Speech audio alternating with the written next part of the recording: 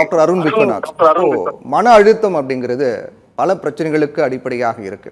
இப்போ மன அழுத்தம் அப்படிங்கிறது ஏன் காரணம்? சரியான தூக்கம் இல்லாத நேரத்தில் மன அழுத்தம் வருன்றாங்க. மன அழுத்தம் வந்தாலும் தூக்கம் இருக்காது அப்படின்றாங்க. அப்போ எல்லாமே ஒன்னோட ஒன்று கனெக்டாக இருக்கும் போது இந்த மன அழுத்தம் அல்லது ஒரு மோசமான தூக்கம் பிரச்சனை அப்படிங்கிறது உண்மையில சர்க்கரை அளவை பாதிக்குமா சார்? நிச்சயமா சார். எந்த மன அழுத்தம் அது மன ரீதியாக இருந்தாலும் சரி, இல்லை ஒரு சுற்றுச்சூழல் சார்ந்த பிரச்சனைகளால் நமக்கு தூக்கமின்மை இருந்தாலும் சரி, எந்த ஃபார்ம் ஆஃப் ஸ்ட்ரெஸ்ஸுமே நமக்கு கண்டிப்பாக diabetes as well as pre diabetes சர்க்கரை நோய்க்கு முந்தின நிலையும் கண்டிப்பாக உருவாக்குறதுக்கு வாய்ப்பு உண்டு. ஸோ மன அழுத்தங்கள் அதுக்காக மன அழுத்தங்கள் இழுக்காமல் இருக்க முடியாது இல்லையா? எல்லாருமே ஓரளவு ஒரு ஃபார்ம் ஆஃப் ஸ்ட்ரெஸ்ஸில் இருப்போம். ஸோ அந்த ஸ்ட்ரெஸ் கோப்பிங் மெக்கானிசம், மன அழுத்தங்களை தாங்கக்கூடிய வழிவகைகளை நம்ம கொஞ்சம் ஃபாலோ பண்ணால் நல்லாயிருக்கும். ரிலாக்ஸேஷன் எக்ஸசைசஸ், இல்லை ப்ராப்பர் பெட் டைம். என்ன மன அழுத்தம் இருந்தாலும் எனக்கு இந்த நேரத்தில் கரெக்டான நேரத்தில் நான் தூங்கிடணும், இரவு நேர உணவை ரொம்ப சீக்கிரமாக சாப்பிட்றது, அண்ட் மேபி ஸ்லீப்பை ப்ரமோட் பண்ணுறதுக்கு, தூக்கத்தை ப்ரமோட் பண்ணுறது மாதிரி விஷயங்கள், ஒரு லைட் மியூசிக் கேட்குறது, நைட் டைம் பெட் டைமுக்கு அட்லீஸ்ட் ஒரு 1 hour பிஃபோர் ஸ்ட்ரிக்டாக screen time, mobile, laptops and டிவியை கொஞ்சம் ஸ்டாப் பண்ணிவிட்டு ஏதாவது ஒரு லைட் மியூசிக் ஏதாவது கேட்குற மாதிரி பழக்கங்களை கட்டாயமாக நம்ம ஃபாலோ பண்ணணும். அண்ட் மனதை அமைதிப்படுத்தக்கூடிய விஷயங்கள் அது ஒவ்வொருத்தருக்கும் ஒவ்வொரு மாதிரி வேறுபடலாம்.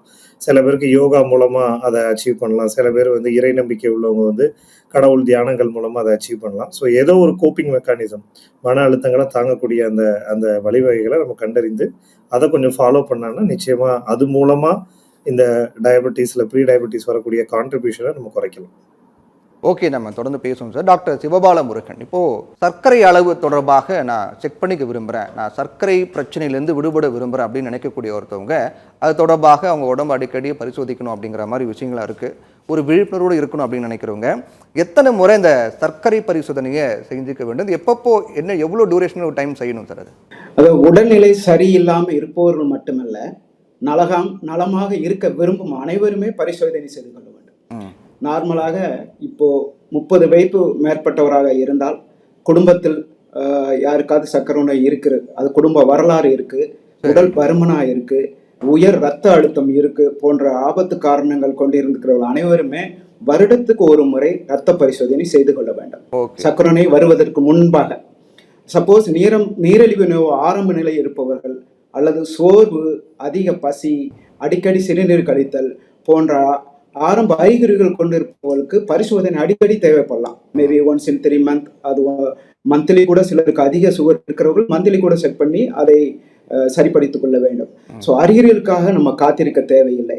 அறிகுறி வருவதற்கு முன்பாகவே நம்ம இதை பரிசோதித்துக் கொள்ளலாம். அதுதான் நம்ம வள்ளுவர் கூட சொல்லியிருக்க, வருமுன் காவார்கார் காவாதான் வாழ்க்கை என்ற ஒரு குரல்ல கூட சொல்லியிருக்காரு. ஸோ வருமுன் காப்பது தான் முக்கியம். அதனால நம்ம அதற்கு முன்பாகவே பரிசோதித்துக் கொள்ளலாம். சார், இப்போ நீங்கள் ஆண்டுக்கு ஒரு முறை பரிசோதிக்கணும், சர்க்கரை அளவு பிரச்சனை இல்லாதவங்க நார்மலாக இருக்கக்கூடியவங்க ஆண்டுக்கு ஒரு முறை பரிசோதிக்கணும் அப்படின்னு சொன்னீங்க. இப்போ சில அறிகுறிகள் இருக்குது அப்படின்னா இது சர்க்கரை அளவு அதிகரிக்குதோ இல்லை குறைக்கிறதோ அதுக்கான அறிகுறிகளாக இருக்கும் அப்படின்னு சந்தேகம் வரக்கூடிய சமயத்தில் இது பண்ணலாம் இல்லையா சார்? ஆமாம், பண்ணலாம். அதுதான் சொல்கிறேன். அடிக்கடி ஆரம்ப நிலை, அதாவது அடிக்கடி சிறுநீர் கழிப்பது, உடல் பருமன், ஹைப்பர் டென்ஷன் இருக்கிறவர்கள், அந்த மாதிரி இருக்கிறவங்க அடிக்கடி பரிசோதனை பண்ணிக்கலாம். So once in 3 months or once in month கூட பண்ண வேண்டிய கட்டாயம் இருக்கிறது. ஒவ்வொரு ஆளுக்கு மாறுபடுறது இந்த பரிசோதனை. டாக்டர் ராம்குமார், இப்போ மக்களுடைய வாழ்வியல் முறைங்கிறதும் இன்னைக்கு பல நோய்களுக்கு அடிப்படை காரணமாக இருக்கு. மாறி வரக்கூடிய உணவு முறை, மாறி வரக்கூடிய மக்களுடைய உடற்பயிற்சி, வாழ்வியல் முறை எல்லாமே பல பிரச்சனைகளுக்கு காரணமாக இருக்கு. அப்படின் போது இந்த நீரிழிவு நோயை தடுப்பதில் உடற்பயிற்சியினுடைய பங்கு எந்த அளவுக்கு முக்கியமானது, அது எந்த அளவுக்கு அது உடற்பயிற்சிங்கிறது இந்த பிரச்சனை வராமல் தடுக்கிறதுக்கு உதவும் சார்?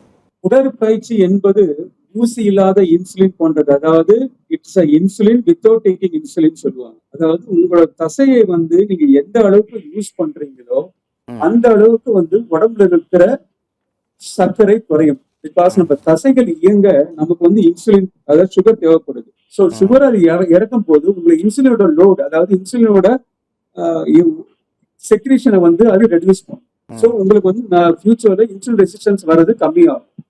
அடுத்தது இந்த தொப்பையில் ஏற்படும் கொழுப்பையும் மற்றும் இதயத்தை சீராக மேம்படுத்தவும் உங்களுக்கு கண்டிப்பாக எக்ஸசைஸ் தேவை. ஃபாஸ்ட் வாக்கிங் சொல்லுவாங்க. அப்படி இருந்தா ஒரு நாளைக்கு 30 நிமிடங்கள், அதாவது வாரத்துக்கு 150 minutes சொல்லுவோம்.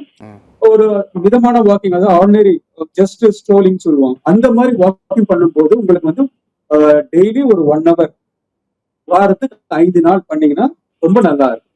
அதுக்காக உடனே நான் ஜிம்முக்கு போகணுமா அதெல்லாம் அவசியமே கிடையாது. ம். நம்ம சாதாரணமா பண்ற மாதிரி நடந்து போறது, லிஃப்ட் யூஸ் பண்ண படிக்கட்டுல போறது, சைக்கிள் டான்ஸ் சொல்லுவாங்க, அது மாதிரி கூட பண்ணலாம். ஓகே. அதாவது ம். உங்கள் தசைகள் உங்கள் சர்க்கரை எரிக்கும் கருவிகள், இதை ஞாபகம் வச்சுக்கோங்க. அதனால் தினமும் செயலில் வைத்திருங்கள், அதுவே உங்களை பாதுகாக்கும். சர்க்கரை